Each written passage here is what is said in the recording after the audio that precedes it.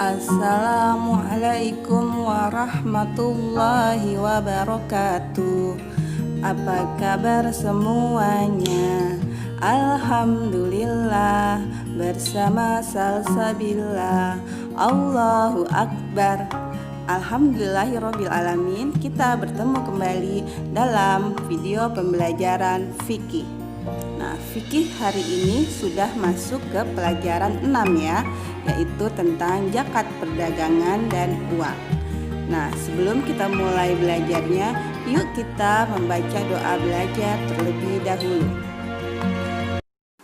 Raditu billahi rabba wa bil islami dina wa bi muhammadin nabiyya wa rasula. Rabbi zidni ilma warzuqni fahma. Allahumma anfa'ni bima 'allamtani wa 'allimni ma yanfa'uni wa zidni ilma. Alhamdulillah, semoga kita mendapatkan kemudahan dalam belajar hari ini. Yuk kita mulai belajarnya. Apa yang akan kita capai dalam pembelajaran fikih hari ini? Yang pertama, menyebutkan ketentuan zakat perdagangan. Yang kedua, menyebutkan ketentuan zakat uang. Dan yang ketiga, menjelaskan hikmah dari menunaikan zakat. Kita mulai pembahasan yang pertama mengenai zakat perdagangan.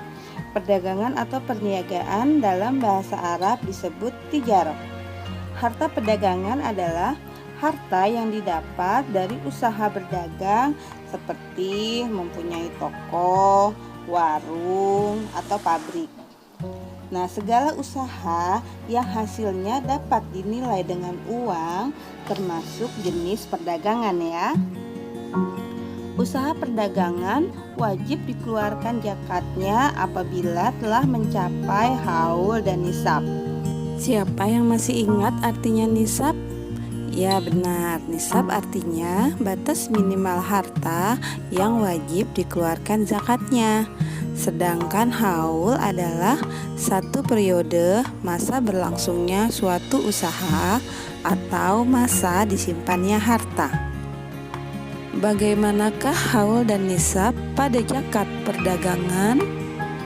Haul pada zakat perdagangan yaitu 1 tahun dihitung dari awal mulai berdagang. Adapun nisabnya setara dengan nilai kurang lebih 85 gram emas. Wajib mengeluarkan zakat apabila pada awal tahun berdagang nilai harta perdagangannya belum mencapai nisab. Setelah setahun berdagang, ternyata nilai hasil perdagangannya telah mencapai nisab. Maka ia wajib mengeluarkan zakat perdagangan. Sedangkan jika di awal tahun berdagang telah sampai nisab, tetapi karena rugi di akhir tahun sehingga tidak sampai nisab, maka perdagangan tersebut tidak wajib mengeluarkan zakatnya. Jadi sampai tidaknya nisab berdasarkan dari nilai hasil perdagangan pada akhir tahun ya. Besarnya zakat pada harta perdagangan sama dengan zakat emas ya. Berapa? Siapa yang masih ingat? Ya benar, sebesar 2,5%. Sebelum kita lanjutkan ke materi berikutnya, yuk kita coba menentukan nisab zakat perdagangan dalam rupiah. Misalkan harga 1 gram emas Rp500.000. Jadi harga 85 gram emas adalah 500.000 dikali 85 sama dengan 42.500.000. Nah, jadi para pedagang yang memiliki harta perdagangan senilai 42.500.000 setelah berniaga selama 1 tahun wajib mengeluarkan zakatnya sebesar 2,5%. Perhatikan contoh berikut. Pak Saleh mempunyai sebuah toko. Setelah 1 tahun, usahanya semakin maju. Barang dagangannya dan keuntungan yang diperolehnya mencapai 100 juta rupiah. Nah, berarti nilai harta perdagangan yang dimiliki Pak Saleh sudah melebihi dari nisab zakat perdagangan ya. Berapa tadi nisab zakat perdagangannya? Iya benar, 42.500.000 rupiah. Lalu bagaimana perhitungan zakat yang harus dikeluarkan oleh Pak Saleh? 100 juta rupiah dikali 2,5% sama dengan 2.500.000 rupiah. Jadi zakat yang harus dikeluarkan oleh Pak Saleh sebesar 2.500.000 rupiah. Kita lanjutkan ke materi berikutnya, yaitu tentang zakat uang. Uang baik yang berupa uang kertas maupun uang logam harus ditunaikan zakatnya jika sudah mencapai nisab dan haul. Zakat uang ini termasuk dalam kategori zakat harta ya, atau zakat mal. Nisab dan haul zakat uang sama dengan zakat perdagangan yang sudah kita bahas di awal tadi. Haul untuk zakat uang 1 tahun, sedangkan nisabnya senilai 85 gram emas. Dengan demikian, apabila seseorang telah memiliki uang senilai 85 gram emas atau sebesar 42.500.000 dan uang itu telah menjadi miliknya selama 1 tahun, maka ia wajib membayar zakatnya sebesar 2,5%. Contohnya, Irman sudah menabung selama 1 tahun. Uang tabungannya mencapai 50 juta. Maka Irman harus mengeluarkan zakat hartanya sebesar 50 juta dikali 2,5% sama dengan 1.250.000 rupiah.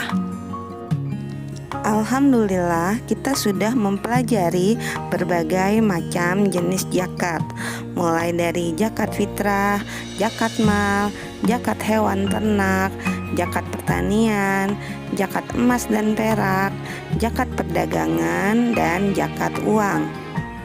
Apa saja hikmah zakat bagi kita? Yuk kita simak kembali penjelasannya. Bagi orang yang menunaikan zakat atau disebut muzaki, menunaikan zakat merupakan salah satu bentuk syukur atas nikmat harta yang dianugerahkan Allah kepadanya. Zakat juga akan membersihkan hati dari sifat kikir. Selain itu, zakat juga mensucikan harta benda dan melindungi diri dari bencana. Bagi mustahik atau orang yang menerima zakat, zakat akan meringankan beban hidup mereka. Orang yang berhutang dapatlah bebas dari hutangnya. Orang yang sedang berjuang di jalan Allah akan dimudahkan perjuangannya. Dan orang yang kehabisan bekal di perjalanan akan dapat melanjutkan perjalanannya. Sedangkan bagi masyarakat luas, zakat akan membantu menciptakan ketentraman di masyarakat. Dengan zakat, orang yang sedang mengalami kesulitan hidup tidak akan berpikir untuk melakukan kejahatan. Tali persaudaraan antara yang miskin dan yang kaya juga akan terjalin dengan erat. Masya Allah, begitu luas hikmah zakat bagi kita ya. Mari teman-teman, kita ajak orang tua kita untuk menunaikan zakatnya. Semoga kita tidak termasuk orang-orang yang lalai dalam menunaikan zakat. Demikian penjelasan tentang zakat perdagangan dan uang pada hari ini. Semoga dapat kalian pahami dengan baik. Kita akhiri pembelajaran kita hari ini dengan doa penutup majelis.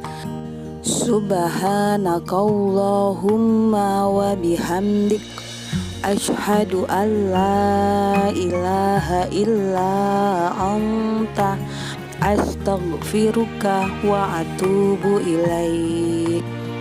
Ibu akhiri, wassalamualaikum warahmatullahi wabarakatuh.